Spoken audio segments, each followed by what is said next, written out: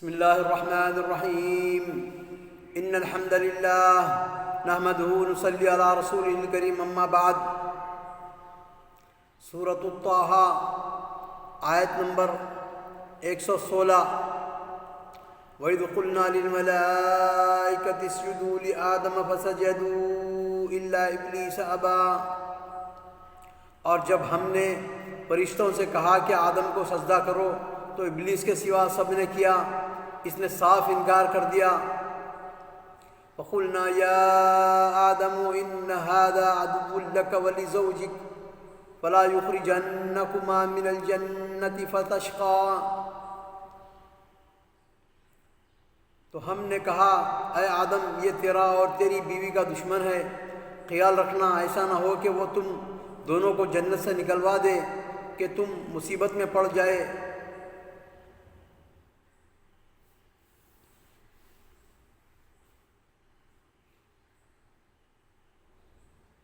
یہ شقاء المحنت و مشقت کے معنی میں ہے، یعنی جنت میں کھانے پینے، لباس اور مسکن کی جو سہولتیں بغیر کسی محنت کے حاصل ہیں، جنت سے نکل جانے کی صورت میں ان چار چیزوں کے لیے محنت و مشقت کرنی پڑے گی۔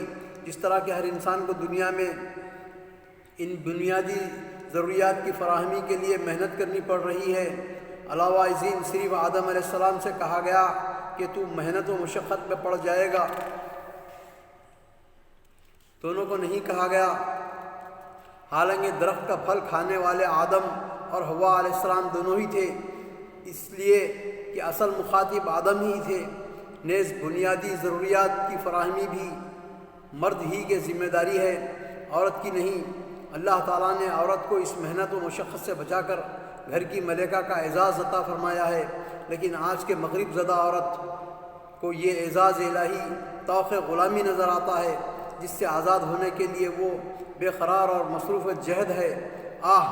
اغوائے شیطانی بھی کتنا مؤثر اور اس کا جال بھی کتنا حسین اور دل فریب ہے۔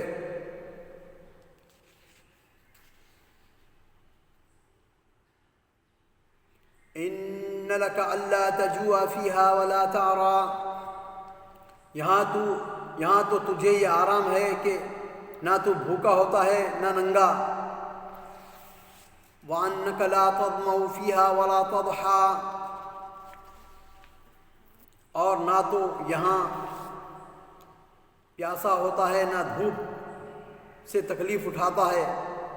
فوسوس إليه الشيطان قال يا آدم هل أدلك على شجرة الخلد وملك لا يبلى، لیکن شیطان نے اسے وسوسے میں ڈال دیا، کہنے لگا اے آدم، کیا میں تجھے دائمی زندگی کا درخت اور بادشاہت بتلاؤں کہ جو کبھی پرانی نہ ہو۔ فَأَكَلَا مِنْهَا فَبَدَتْ لَهُمَا سَوْآتُهُمَا وَطَفِقَا يَخْصِفَانِ عَلَيْهِمَا مِنْ وَرَقِ الْجَنَّةِ وَعَصَىٰ آدَمُ رَبَّهُ فَغَوَىٰ، چنانچہ ان دونوں نے اس درخت سے کچھ کھا لیا، پس ان کے سطر کھل گئے اور بہشت کے پتے اپنے اوپر چپکانے لگے۔ آدم نے اپنی رب کی نافرمانی کی، پس بہک گیا، یعنی درخت کا پھل کھا کر نافرمانی کی، جس کا نتیجہ یہ ہوا کہ وہ مطلوب یا راہ راست سے بہک گیا۔ اس سے بعض لوگ استدلال کرتے ہوئے کہتے ہیں کہ آدم علیہ السلام مذکورہ عصیان کا صدور نبوت سے قبل ہوا اور نبوت سے اس کے بعد آپ کو نوازا گیا، لیکن ہم نے گزشتہ صفحے میں اس معصیت کی جو حقیقت بیان کی ہے وہ عصمت کے منافی نہیں رہتی، کیونکہ ایسا سہو و نسیان جس کا تعلق تبلیغ و رسالت اور تشریح سے نہ ہو بلکہ ذاتی افعال سے ہو، اور اس میں بھی اس کا سبب ضعف ارادہ ہو، تو یہ دراصل وہ معصیت ہی نہیں ہے جس کی بنا پر انسان غضب الہی کا مستحق بنتا ہے۔ اس پر جو معصیت کا اطلاق کیا گیا ہے تو محض اس کی عظمت شان اور مقام بلند کی وجہ سے کہ بڑوں کی معمولی غلطی کو بھی بڑا سمجھ لیا جاتا ہے، جس طرح مشہور ہے کہ حسنات الابراری سیئات المقربین، نیک لوگوں کی نیکیاں بھی مقربین بارگاہ الہی کے حق میں برائیاں متصور ہوتی ہیں۔ اس لیے آیت کا مطالبہ یہ نہیں کہ ہم نے اس کے بعد اسے نبوت کے لیے چن لیا، بلکہ مطلب یہ ہے کہ ندامت اور توبہ کے بعد ہم نے اسے پھر مقام اجتباء پر فائز کر دیا جو پہلے انہیں حاصل تھا۔ اس کو زمین پر اتارنے کا فیصلہ ہماری مشیت اور حکمت و مصلحت پر مبنی تھا۔ اس سے یہ نہ سمجھ لیا جائے کہ یہ ہمارا عتاب ہے جو آدم پر نازل ہوا۔ ثم اجتباه ربه فتاب عليه وهدى قال اهبطا منها جميعا بعضكم لبعض عدو فإما يأتينكم مني هدى فمن تبع هداي فلا يضل ولا يشقى۔ پھر اس کے رب نے نوازا، اس کی طرف توجہ فرمائی اور اس کی رہنمائی کی۔ فرمایا تم دونوں یہاں سے اتر جاؤ، تم آپس میں ایک دوسرے کے دشمن ہو۔ اب تمہارے پاس جب کبھی میری طرف سے ہدایت پہنچے تو میری ہدایت کی پیروی کرے، نہ تو وہ بہکے گا نہ تکلیف میں پڑے گا۔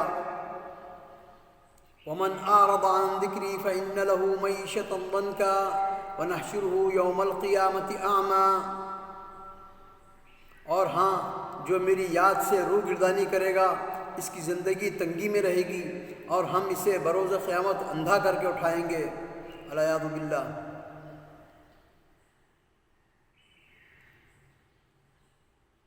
اس تنگی سے بعض نے عذاب قبر اور بعض نے وہ قلق و اضطراب، بے چینی اور بے کلی مراد لی ہے جس میں اللہ کی یاد سے غافل بڑے بڑے دولت مند مبتلا رہتے ہیں۔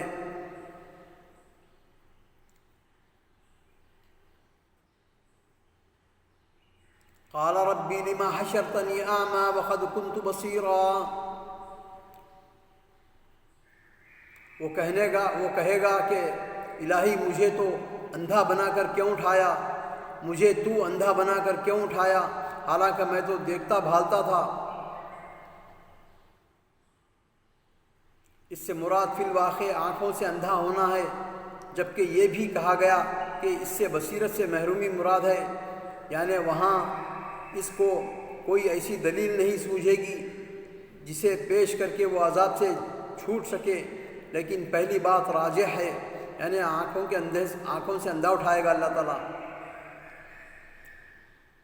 قال كذلك أتتك آياتنا فنسيتها وكذلك اليوم تنسى۔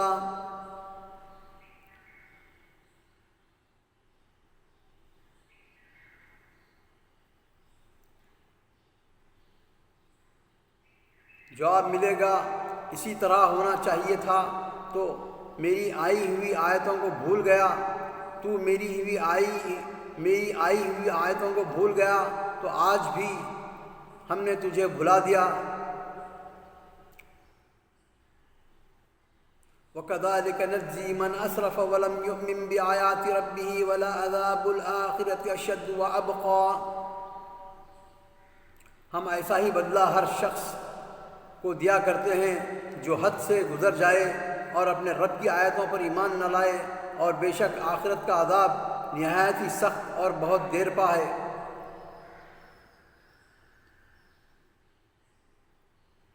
افلم یہدی لہم کم اہلکنا قبلہم من القرون یمشون فی مساکنہم ان فی ذلک لآیات لأولی النہی۔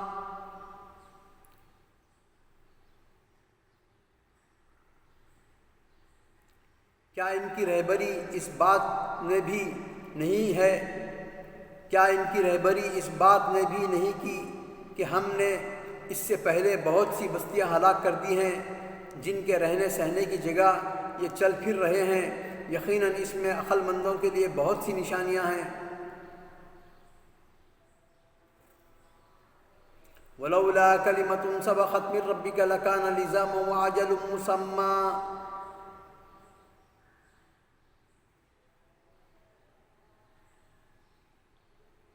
اگر تیرے رب کی بات پہلے ہی سے مقرر شدہ اور وقت معین کردہ نہ ہوتا تو اسی وقت عذاب آ چمٹتا۔ یعنی یہ مکذبین اور مشرکین مکہ دیکھتے نہیں کہ ان سے پہلے کئی امتیں گزر چکی ہیں جن کے یہ جانشین ہیں، اور ان کی رہائش گاہوں سے گزر کر آتے جاتے ہیں، یعنی عاد اور سمود کے کھنڈرات اور مساکن، انہیں ہم اس تکذیب کی وجہ سے ہلاک کر چکے ہیں، جن کی عبرتناک انجام میں اہل حق خدانش نے بڑی نشانیاں ہیں، لیکن یہ اہل مکہ ان سے آنکھیں بند کیے ہوئے انہی کی روش اپنائے ہوئے ہیں۔ اگر اللہ تعالیٰ نے پہلے سے یہ فیصلہ نہ کیا ہوتا کہ وہ اتمام حجت کے بغیر اور اس مدت کے آنے سے پہلے جو وہ مہلت کے لیے کسی قوم کو عطا فرماتا ہے کسی کو ہلاک نہیں کرتا تو فوراً انہیں عذاب الہی آ چمٹتا اور یہ ہلاکت سے دوچار ہو چکے ہوتے۔ مطلب یہ ہے کہ تکذیب رسالت کے باوجود اگر ان پر اب تک عذاب نہیں آیا تو یہ نہ سمجھیں کہ آئندہ بھی نہیں آئے گا۔ انہیں ان کو اللہ کی طرف سے مہلت ملی ہوئی ہے، جیسا کہ وہ ہر قوم کو دیتا ہے۔ مہلت عمل ختم ہو جانے کے بعد ان کو عذاب الہی سے بچانے والا کوئی نہیں ہوگا۔ اللہ تعالیٰ سے دعا ہے کہ ہم کو قرآن پڑھنے، سمجھنے، عمل کرنے اور صحیح دعوت و تبلیغ کرنے کی توفیق عطا فرما۔ وآخر دعوانا ان الحمد للہ رب العالمین۔